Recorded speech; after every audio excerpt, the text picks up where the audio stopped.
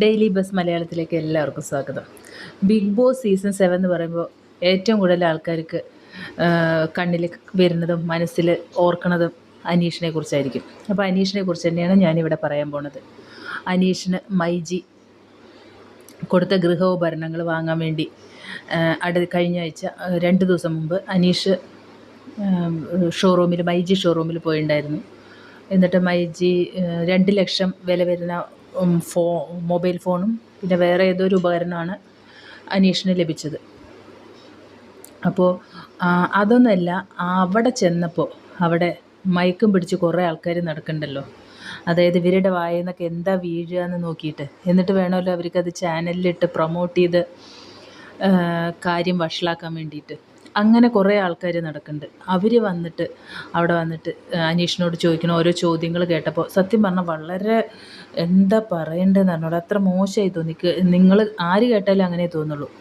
മൈജിയിലാണ് വന്നിരിക്കുന്നത്. എന്നാൽ മൈജിയെക്കുറിച്ച് വല്ലതും ചോദിക്കുക, അല്ലെങ്കിൽ അനീഷിൻ്റെ വേറെ വല്ല പ്ലാനിനെ കുറിച്ച് വല്ലതും ചോദിക്കുക. ഒന്നുമല്ല.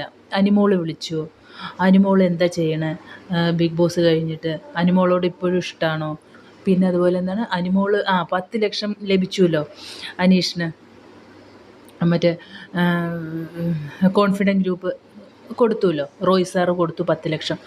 10 ലക്ഷം കൊടുത്തു പറഞ്ഞപ്പോൾ അനിമോൾ നന്നായി സന്തോഷമായി എന്ന് പറഞ്ഞു. എന്തൊക്കെയാണ് ചോദിക്കുന്നത്? അനിമോൾ സന്തോഷമായില്ലേ പറഞ്ഞാൽ എന്താ 10 ലക്ഷം കൊടുക്കില്ലേ? എന്തൊക്കെ ക്വസ്റ്റ്യൻസാണ് ചോദിക്കണമെന്നറിയോ? എന്നിട്ട് അതിന് അനീഷ് ഒന്നും മറുപടി പറയുന്നില്ല. അപ്പോൾ ചോദിക്കേണ്ടത് എന്താ അനീഷേട്ടാ ഒന്നും മറുപടി പറയാത്തതെന്ന്. സത്യം പറഞ്ഞാൽ ഇതിനൊക്കെ എന്ത് മറുപടിയാണ് പറയേണ്ടത്? നിങ്ങൾ തന്നെ ഒന്ന് പറയുന്നത്. എത്ര മോശമായിട്ടുള്ള ക്വസ്റ്റ്യൻസ്. ഇനി ഇതിനെന്തെങ്കിലും മറുപടി പറഞ്ഞാൽ തന്നെ അതിനെ വളച്ച് തിരിച്ച് വേറെ ഒടിച്ച് വേറെ തരത്തിൽ ക്യാപ്ഷനൊക്കെ ഇട്ട് സത്യം പറഞ്ഞാൽ അനീഷിന് ഇത്രയും അതായത് പ്രേക്ഷകർക്ക് ഇഷ്ടമുള്ള അനീഷിനെ അടക്കം ഇഷ്ടമില്ലാതെ ആക്കിപ്പിക്കും. അതിന് വേണ്ടിയിട്ടാണ് ഇവരിങ്ങനെ നടക്കുന്നത്. സത്യം പറഞ്ഞാൽ അനീഷിന് കുറച്ച് ബുദ്ധിയും വിവരമൊക്കെ ഉള്ളത് കൊണ്ടായിരിക്കാം അനീഷ് ഒന്നിനും മറുപടി പറയാത്തത്. കാരണം മറുപടി പറഞ്ഞില്ലെങ്കിൽ മറുപടി പറഞ്ഞില്ല എന്നല്ലേ വരുള്ളൂ. ചിലവരൊക്കെ പറയണ്ടേ എന്തുകൊണ്ട് മറുപടി പറയണില്ല എന്ന്. എന്തിന് പറയണം? ഇങ്ങനെയുള്ള ഒരു നിലവാരം ഇല്ലാത്ത ചോദ്യങ്ങൾക്കൊന്നും അനീഷ് മറുപടി പറയാൻ പാടില്ല. അത്രേ എനിക്ക് പറയാനുള്ളൂ. കാരണം അയാൾ എനിക്ക് തോന്നുന്നില്ല ഇതിനൊന്നും മറുപടി പറയുന്നു. പിന്നെ ബിഗ് ബോസിൽ നിന്ന് ഇറങ്ങി എയർപോർട്ടിൽ എത്തിയ സമയത്ത് തന്നെ അതും എല്ലാവരും പ്രതീക്ഷിച്ചത് അനീഷിന് കപ്പ് കിട്ടുന്നതാണ്. അനീഷും അത് ലാലേട്ടൻ്റെ കൈ പിടിച്ച് സ്റ്റേജിൽ കയറി വരുമ്പോൾ എല്ലാവർക്കും മനസ്സിലുണ്ടാവും എനിക്ക് കപ്പ് കിട്ടും അങ്ങനെയുള്ള പ്രതീക്ഷയിലാണ് വരുന്നത്. എന്നിട്ട് കപ്പ് അനിമോൾക്ക് കിട്ടുന്നത്. അപ്പോൾ എന്തായാലും ആർക്കാണെങ്കിലും അതിനൊരു വിഷമം ഉണ്ടാവാതിരിക്കില്ല. 100 ദിവസം അവിടെ നിന്നതാണ്. അപ്പോൾ കപ്പ് കിട്ടണം എന്ന് എല്ലാവരും ആഗ്രഹിക്കും. അതുപോലെ അനീഷും ആഗ്രഹിച്ചിട്ടുണ്ടാവുമല്ലോ. എന്നിട്ട് ഇറങ്ങി വരുന്ന സമയത്ത് ചോദിക്കുകയാണ് കപ്പ് കിട്ടാത്തതിൽ വിഷമമുണ്ടോ? എന്താ ഒരു മനുഷ്യനെ ഇങ്ങനെ കുത്തി ചോദിക്കണ പോലെയുള്ള ഓരോ ചോദ്യങ്ങൾ കേൾക്കുമ്പോഴേ സത്യം പറഞ്ഞു. എന്നിട്ട് പറയും പ്രേക്ഷകരെ ഞങ്ങളാ നിങ്ങൾക്കൊക്കെ വോട്ട് ചെയ്ത അനീഷേട്ട, എന്നിട്ട് എന്താ അനീഷേട്ടൻ വോട്ട് ചെയ്ത ഒരു മനുഷ്യനെ ഇങ്ങനെ ചോദിക്കില്ല. മനസ്സിനെ വിഷമിപ്പിക്കുന്ന തരത്തിലൊരു ചോദ്യം ചോദിക്കില്ല. ഇത് വെറുതെ ഇങ്ങനെ ചോദിച്ചുകൊണ്ടിരിക്കുക. വളരെ മോശം. അതായത് ഒന്ന് ആലോചിച്ച് നോക്കുക. അത്രയും അവർ 100 ദിവസം അതിൻ്റെ ഉള്ളിലിരുന്നു.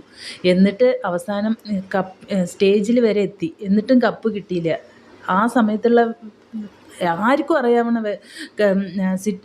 മാനസികാവസ്ഥ എന്താണെന്ന് എല്ലാവർക്കും അറിയണതാണ്. എന്നിട്ട് ഇറങ്ങി വന്നപ്പോൾ പിന്നെ എന്താണ് അനിമോളോട് ശരിക്കും ഇഷ്ടമാണോ? അയ്യോ, അതിനൊന്നും അനീഷ് മറുപടി പറയുന്നില്ല. എന്താ മിണ്ടാത്ത അനീഷേട്ടാ അങ്ങനെയൊക്കെ ചോദിക്കുന്നുണ്ട്. അങ്ങനെ നെഗറ്റീവായിട്ട് ചിലർ കമൻറ്റ് കൊടുക്കുന്നുണ്ട്. എന്താ അനീഷ് അതിനുള്ള മറുപടി ഒന്നും പറയാത്ത? ഇതിനെന്ത് മറുപടിയാണ് പറയേണ്ടത്? നിങ്ങൾ പറയും. ബിഗ് ബോസ് ഹൗസിനുള്ളിൽ തന്നെ ഇതിനുള്ള മറുപടി എല്ലാം കൊടുത്തിട്ടാണ് ആൾ പുറത്തിറങ്ങിയിരിക്കുന്നത്. ഇനി അതിനെക്കുറിച്ച് പറയാനൊന്നുമില്ല. അയാൾ മറ്റേ ബിഗ് ബോസിൽ നിന്ന് ഇറങ്ങിയതിന് ശേഷം ഒരു ഇൻ്റർവ്യൂ നടത്തിയല്ലോ അഞ്ജന നമ്പ്യാരോട് എല്ലാം പറഞ്ഞു. അത് ക്ലോസ് ചെയ്തു. പറഞ്ഞിട്ടാണ് വന്നിരിക്കുന്നത്. പിന്നെ ഇതിങ്ങനെ ചോദിക്കുമ്പോൾ അത് എന്തൊരു ബോറാണ്. അനീഷ് ആയതുകൊണ്ട് അത് ക്ഷമിക്കണം കേട്ടോ. ചിലവരൊക്കെ ആണെങ്കിൽ ദേഷ്യപ്പെടും. പക്ഷേ അനീഷിന് നല്ല ക്ഷമാശീലമുണ്ട്. അതുപോലെ എന്താ പറയേണ്ടത്, എങ്ങനെ പറയേണ്ടതെന്നൊക്കെ അദ്ദേഹത്തിന് നന്നായി അറിയാം. അല്ലെങ്കിൽ ഈ മീഡിയക്കാരൊന്നും പിന്നാലെ വരികയില്ല.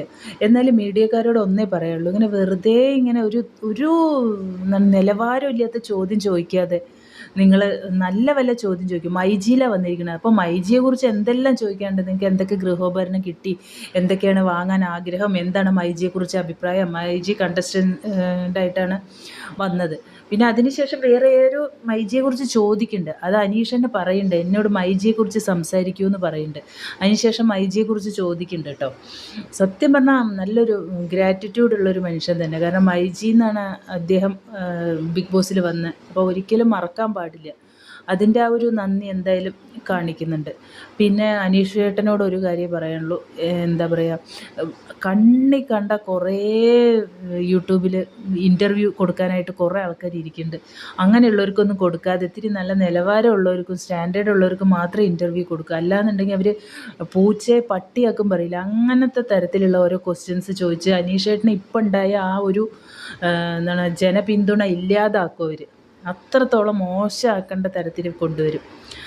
അപ്പോൾ ഇതൊക്കെയാണ്. നിങ്ങൾക്ക് എന്താ ഇതിനെക്കുറിച്ച് അഭിപ്രായം എന്ന് പറയുക. കാരണം ഒരുപാട് മോശമായിട്ടുള്ള ഓരോ ക്വസ്റ്റ്യൻസും ചോദിച്ച് ഓരോന്നിങ്ങനെ രാവിലെ ആകുമ്പോൾ ഓരോ ക്യാമറയും മൈക്കും പിടിച്ചിറങ്ങും.